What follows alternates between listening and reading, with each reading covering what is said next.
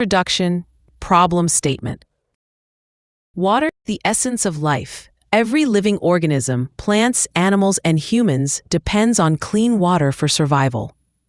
But rapid industrialization, urbanization, and agricultural growth have polluted our water resources. One of the most dangerous pollutants found in wastewater today is heavy metals. Heavy metals such as lead, mercury, cadmium, chromium, arsenic, and nickel are extremely toxic. Unlike organic pollutants, they do not break down naturally. Instead, they persist in water, soil, and living organisms for decades. And health concern worldwide. Sources of heavy metals in wastewater. Where do these harmful metals come from?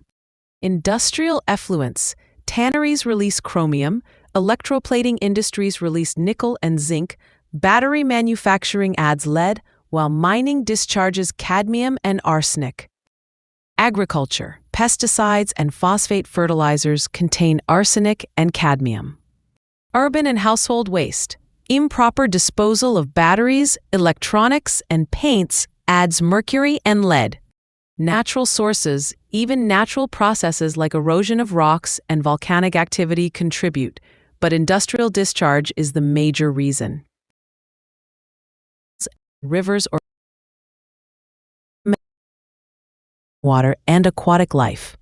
Why heavy metals are dangerous? Why are heavy metals considered so dangerous? Human health.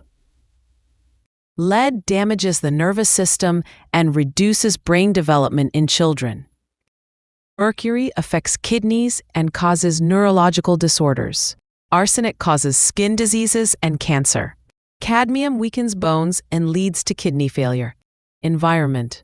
Heavy metals accumulate in soil, reducing fertility. In rivers, they kill fish, plankton, and disrupt the entire food chain. Bioaccumulation. Metals get absorbed by plants, then eaten by animals, and finally reach humans through food. Thus, even a small amount of heavy metals in wastewater can have long-lasting effects. Conventional removal techniques.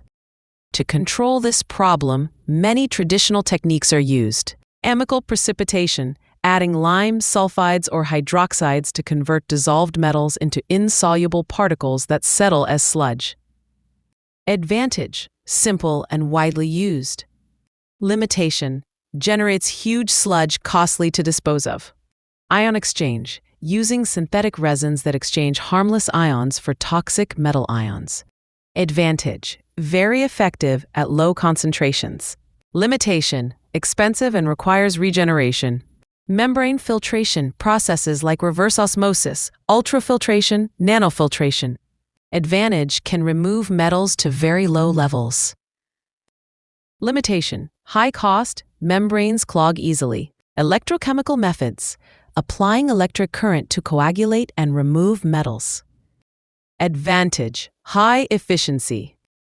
Limitation, high energy consumption. These methods are effective but not always sustainable. They are costly and create secondary waste. Modern eco-friendly techniques. To overcome these drawbacks, modern and eco-friendly solutions are being developed. Adsorption. Using cheap, natural adsorbents like activated carbon, coconut shells, sawdust, rice husk, fly ash, and clay.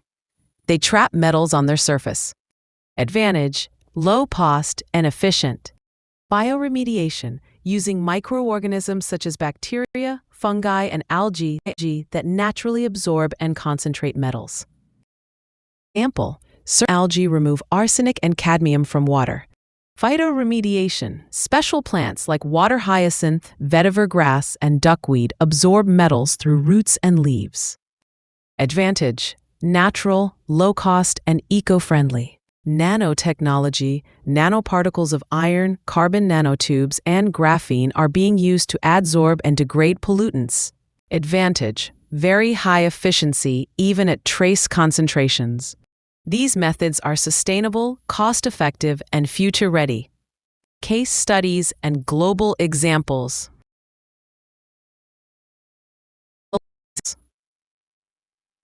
In Kanpur, India, tanneries have installed chromium recovery plants, successfully reducing chromium discharge by over 90%. In Bangladesh, water hyacinth is being used for phytoremediation of arsenic-contaminated ponds.